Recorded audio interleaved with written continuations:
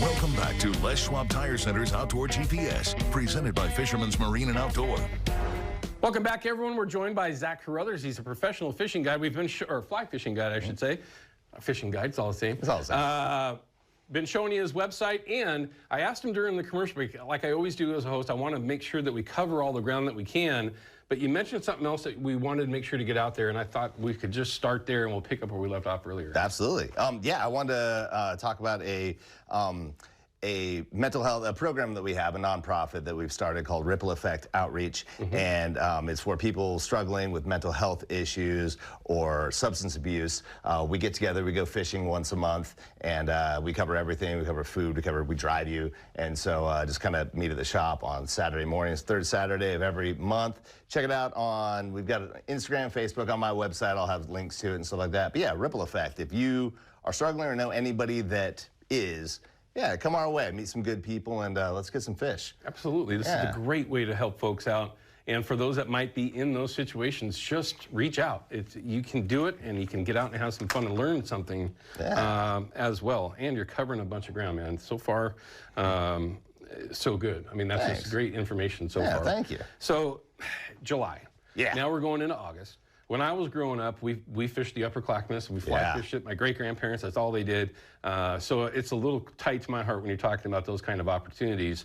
When you're chasing them this time of year, I know there's folks that are floating and there's folks that are fishing the bank. How are you going after them? Mostly, I start with dry droppers a lot of time this year. So I've got something floated on the surface, and then I hang something off the bottom, just as a searching technique, figure out what they're doing. Yeah. Generally, you know, and on the Deschutes, it's caddis season. This, as it gets into later summer, we'll have terrestrials, beetles, ants, things like that, especially up on the Upper Clack, where the fires have just brought back a ton. It's just so green up there. A lot of bug life. That's making the fish really big. And so that's been fun. But yeah, it's basically, you know, dry flies in the morning and late evenings. There's hex hatches going off on some of the lakes around here. And for those of you who don't know, it's just it's the biggest mayfly. It's super fun and only in certain places. And so that's what I'm gonna get all excited about. But yeah, mostly nymphing, and then dries caddis season mostly on top water in the evenings. Any lake fishing that you like to do with your client? Definitely. I'm learning lakes. Okay. I am not like, I find fish in them, but I feel like it's dumb luck. And so I'm really, we just filmed a big episode on lakes yesterday. I'm a big fan of Harriet. I've started a program that's pretty cool. It's a half day. We go up and fish the first half a day, or swap it around, but we do half a day on Lake Harriet in a raft and go around. And that one's really cool because you've got a lot of wild fish. You can catch brown trout, brook trout, cutthroats and rainbows all in Lake Harriet. And it's got kind of where the inlet comes in, you can actually kind of swing it. So it's got a little bit of current to a lake. Yeah. So that's really fun. Do half day there, then go up and walk and wade in the Oak Grove Fork. And it's a really fun program. Yeah, I've been you know, just stripping streamers and midges and chironomids on lakes. But dude, the lake fishing is rad here. And there are some big fish in there. Yeah, yeah. Goodness gracious. You got to deal with a lot of the ones on Hood. They're so beautiful. You have a lot of people taking Instagram photos at boat ramps, and a lot of people a lot of people sharing the water that can make it kind of difficult for anglers. However, ones like Harriet that don't necessarily have that picture-perfect view of Mount Hood like Trillium, like you can try some of the uglier lakes, and they're all gorgeous. And reservoirs, insane fish. Like we've been finding just monster fish in there, and it's been rad. And you get to fish some of the most beautiful parts of the state, for crying out loud. Absolutely. Trout don't live in ugly places. That's why I go they really don't. I mean, there are some spots, I guess. That totally. But when you're talking about up on Hood and some of those other opportunities, those lakes are absolutely beautiful. It's interesting, though, you mentioned folks taking photos in spots, you know, come on now. Yeah, you're trying to back in a boat, and there's just like 10 people standing in the boat ramp. I wonder why there's so many people here. Yeah. Come on, dude. It doesn't matter what you're doing. I know.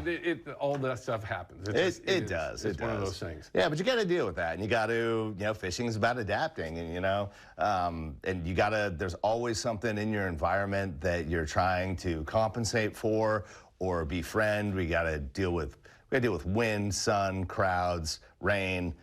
There's just so many variables. But that's why it's fun. It's when you get out there, by yourself or with a couple buddies and figure it out. It's just unlocking a little puzzle every day, you know? My crossword. So, I got to ask this question, just mainly because I know there's going to be folks that are watching and they're like, man, I'd love to go do that. What's the easiest way for folks to find you and book trips with you? And how does it look for you through the summertime? Are you pretty solid already, or do you got some space? I still have some room. Yeah, I'm getting pretty solid. The last couple of months have been crazy. I overbooked myself, and I'm still working on that. I worked really hard on booking. And I'm like, oh God, now I have to do all this stuff, and it's. But hey, yeah, I'm learning. And so, yeah, on my website, zachcarothers.com, or on Instagram, Zachary Carothers, is a good way to get a hold of me. And just Google me. You'll find something about there and somewhere to get a hold of me.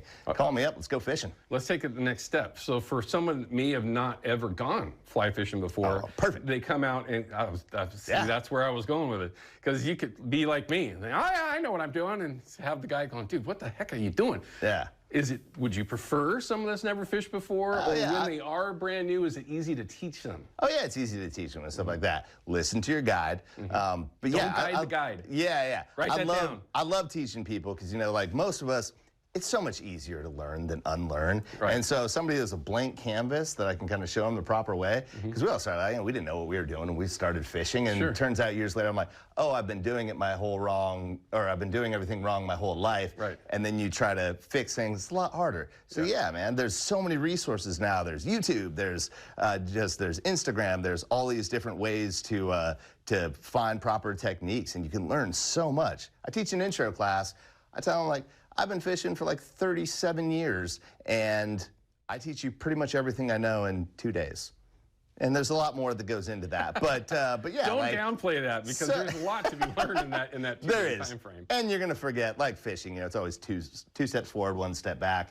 I'm gonna tell you a bunch of stuff. You're gonna forget 70% of it, but that 30% that you retain, it's gonna help. For folks that are new out, is it something that you find when you maybe teach them to fly fish for the first time, that they continue on with it and reach out maybe throughout going forward? Or? Oh, yeah. Most of my, like I said, I'm a new guide, but so many people I've taken from their very first time casting ever, and they're booking all sorts of trips, going on clinics, and they get really into it. It's addictive. Oh, there's no question. Yeah. We've already talked about this. I had just a short period of time with the guys from High and Dry over there in Idaho chasing them, and I just fell in love with the streamer fishing. I had not been exposed to that before. Yeah.